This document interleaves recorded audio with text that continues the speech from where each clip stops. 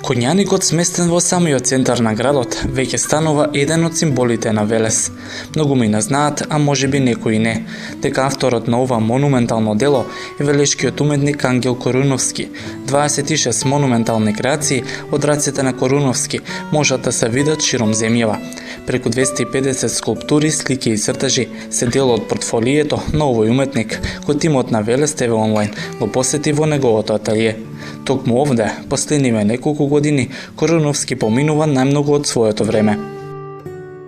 На почеток да слушнеме кога Ангел Коруновски го откри кај себе талентот за ликовната уметност. Дали он мал знаеше што ќе бидеш кога ќе пораснеш, или пак имаше можеби влијанија од своите домашни? Знаеме дека и твојот брат се бави со уметност. Од кога? Значи, фамилиарно, мојата фамилија поседува гени, значи и естетски и музички. Значи, мојот татко црта перфектно, иначе е металуршки инженер и узор за нас, нели, за мојот брат и за мене. Исто имам роднини у Белград, кои што имам една тетка магистар по пијано, значи тука не е поврзана и ликовната уметност и музиката. Значи, уште од најмали години осетив желба, нели, да се бавам, поготово со скулптурата, ама тогаш за мене беше тоа се уште непозната, нели, тематика. Али имав желба доста у пластелин да си играм, па разни онака растурени играчки, па од 20 ќе составиш една, некој робот и такви работи, значи некој конструкторство. Но покасно, да речеме, талентот го открив, онаа вистинскиот талент. Значи, сите деца, нели, убаво цртаат, многу родители ќе слушнеме, нели, нивното дете на трето, четврто оделение колку убаво црта, али децата у глобала со бујна фантазија цртаат многу убаво, значи дека се мали до 9 години, после тоа се открива талентот. Така и ја на некои си 9-10 години почнав да цртам, значи тоа што го гледам, доста успешно и многу лесно, да речеме. Значи разни портрети, разни фигури, така, од фантазија, нели, разни случувања. Тоа е моја најрана, нели, возраст, некаде, можда четврто, пето, тука. Веќе од пето оделение во основното образование, значи, тогашната моја професорка, значи Манчева, Боба, она ме стави у секција и работев, нели, ликовна уметност и се образував, нели, околу ликовната култура. Можам да кажам дека случајно се запишав на ликовна академија, али се одлучи у 3 дена. Првом требаше да учам економски, и мајка ми е економист, па ајде да ме економски, и на крај испадна да се запишам на ликовна академија, заради тоа што не го осеќав тоа ко блиско до мене. Мислам, тоа образование. И така се запишав средно уметничко, значи 1994 година, 1994 година, завршив 1998 година, се запишав на ликовна академија, дипломирав 2003 година, магистрирав 2010. Магистрирав долго заради тоа што истражував една тематика која што ми правеше, која ми правеше интрига и една задача која што сакав ја лично да решам, и затоа и толку време ми требаше да магистрирам. Така, накратко е тоа околу самото образование. Кога почнаа професионалните почетоци, кога знаеше точно дека ќе остане ова твоја главна преокупација? Знаеме дека покрај образованието често луѓето завршуваат во некоја си сосема трета област. Кога точно Ангел Коруновски започна професионално да се бави со оваа уметност? Па заборавив еден податок пред кога ме прашавте само кога сум го открил талентот, значи некаде мислам дека бев пето или шесто оделение, имаше рацинови средби, ама тогаш на ниво на Југославија, значи имаше од цела Југославија деца, и таму добив прва награда баш за еден портрет работев една скулптура, и тогаш практично тоа ми е првата скулптура и практично открив дека тоа е нешто што можда би било моја професија. А професионално почнав да се бавам, значи тоа е можда и една од предностите кои ќе се запишат, нели, млади луѓе уште на 14 години средно уметничко таму учев, значи можам да речем дека уште од тогаш практично професионално се бавиш заради тоа што тоа станува и професија. Иако сме многу млади, ама размислуваш само на таа насока и таа насока ти е главна преокупација. Значи така, некаде од своји 14-15 години професионално се бавам со ликовна култура. За уметниците за окружување на еден полог процес се често и изложбите. Колку досега сте ги имале и колку често ги имате можност да ги представувате делата кои ги имате сработени?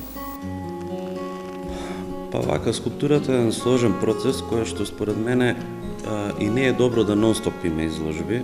Значи не е ко сликарството или ко графиката или ко одредени други гранки кои што овозможуваат во текот на една година или 2 години да се создадат многу дела. Овде ќе има процес, поготово нели кога правиме мовет за права ликовна уметност, кај што се истражува, па многу потешко се добива едно дело.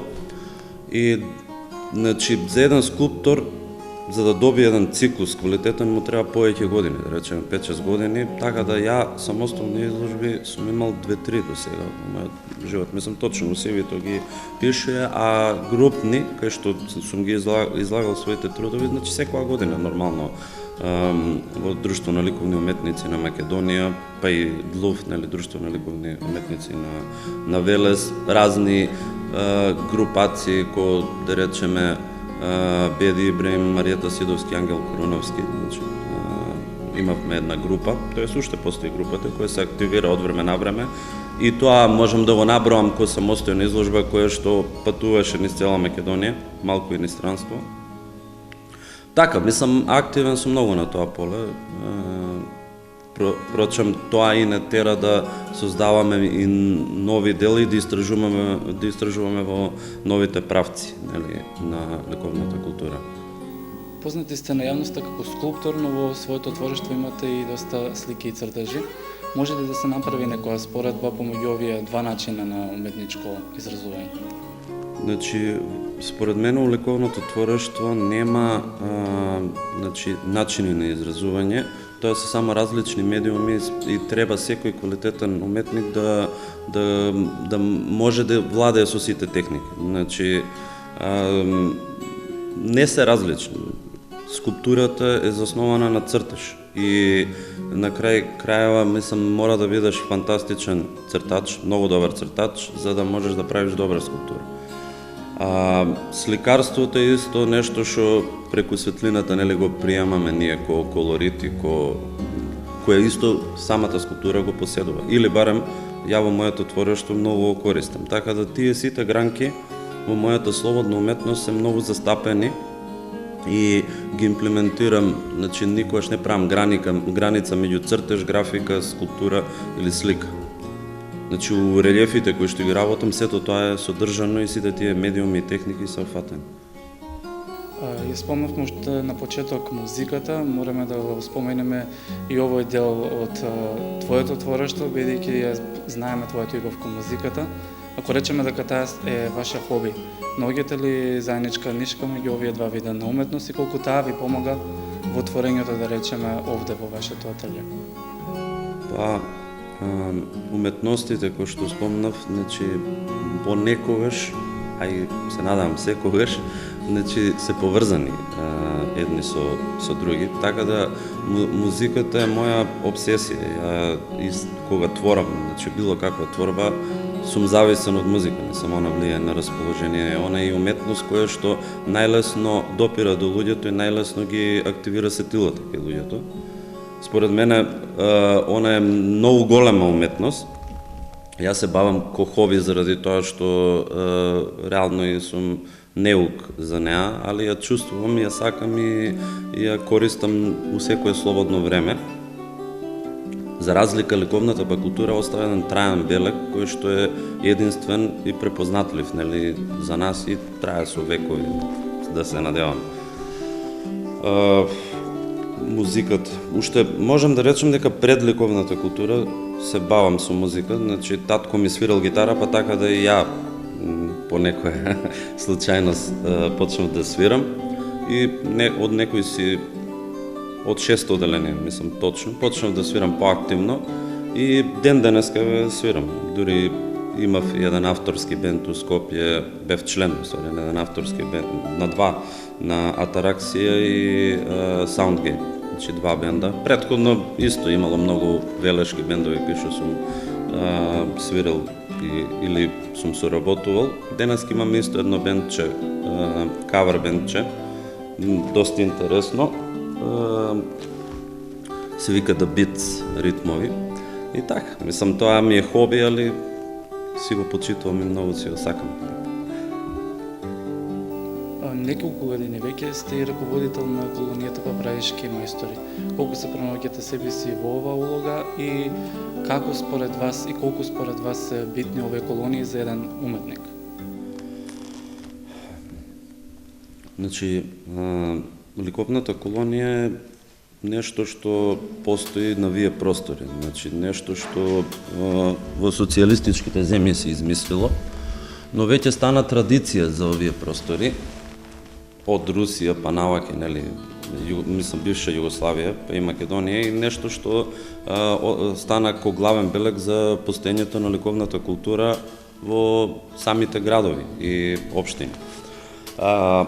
Нормално е кога се пронаоѓам, значи тоа ни е културно наследство. Самата ликовна колонија прерасна во еден препознатлив белег на самиот град. Тоа е една манифестација која што остави трајно богатство на градот, значи се збогатува градската ризница со многу дела, меѓу кои доста врвни дела. Иначе ко учесник, сега го кажам ко организатор, нели? Мора да постои, значи ко организатор, кажам, самата ликовна колонија, бидејќи и реално е поттикнувачка и единствена од ликовен аспект што се случува на професионално ниво во нашиот град. Иначе, ко учесник на ликовна колонија, треба да има, заради тоа што ликовната колонија па те запознава со многу колеги, со тоа учиш, покажуваш што знаеш, едноставно има еден вид прикажување на својата уметност, експериментирање, значи нормално е кога ти работиш во ОТГ, работиш само тоа ти што го знаеш или истражуваш во таа област која што ти е тебе интересна. А на ликовната колонија имаш еден куп автори кои што сите различно работат и тоа многу инспирира. Значи некојаш дури пресудно за некој нов циклус кој што индиректно после па ќе се развие од самата колонија. Така да, многу сум за самите ликовни колонии. И сум горд што сум координатор. Долгогодишната работа ти доноси многу награди. Колку се ти е битни за еден уметник и какво значење имаат за вас? Па наградите се доказ дека правиме нешто што вреди и нешто, значи времето кое го трошиме, дека не сме го потрошиле залудно. Нормално и прават сатисфакција за да не поттикнат понатаму да работиме. Не се пресудни, ама се битни. Значи, битни да можеме, поготово во ликовната уметност, нели, која што е слободна, многу ретко се продаваат дела, значи потешко се продаваат дела, кои што не се наменски.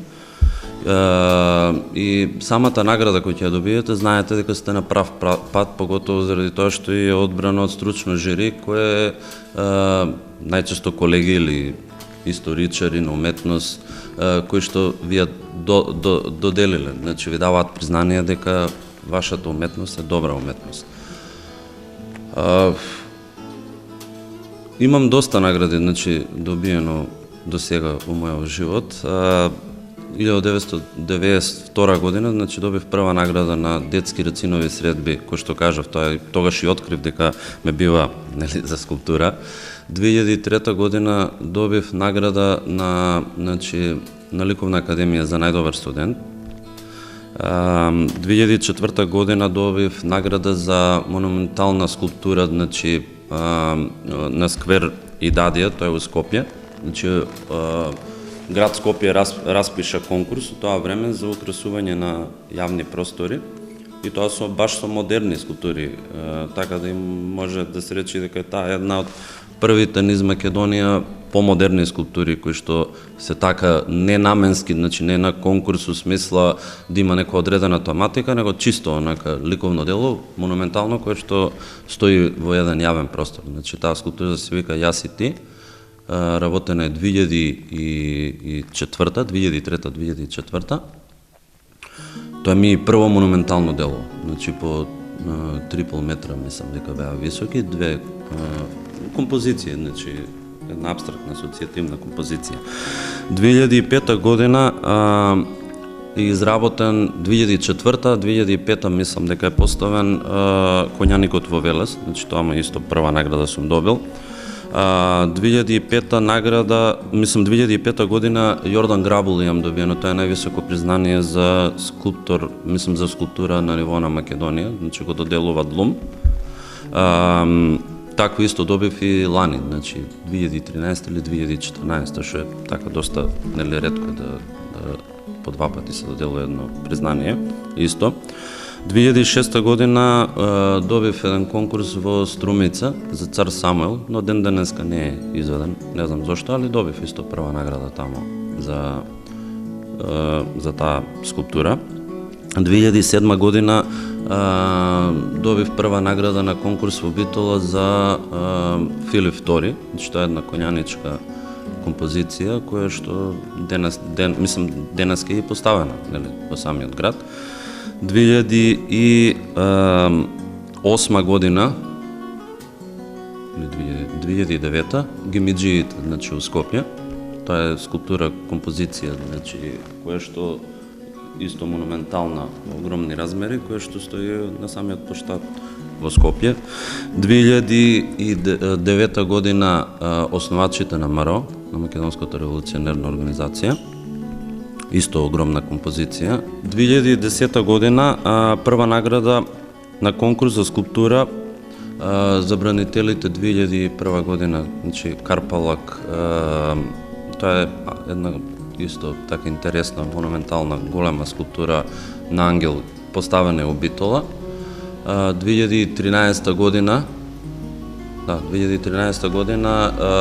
за водици во Охрид исто имам добиено конкурс, тоа и ваа година и се постави, значи самата скулптура, и тоа од прилика до сега. 2014 е практично Јордан Грабул наградата за скулптура. По разговорот, Коруновски не откри дека иако е десночар, слика и работи со левата рака. Креативноста и желбата за творење, као овој велешки уметник, не престанува. Му престојат уште многу скулптури и уметнички дела, кои ќе придонесат за неговото резиме да биде уште поимпресивно.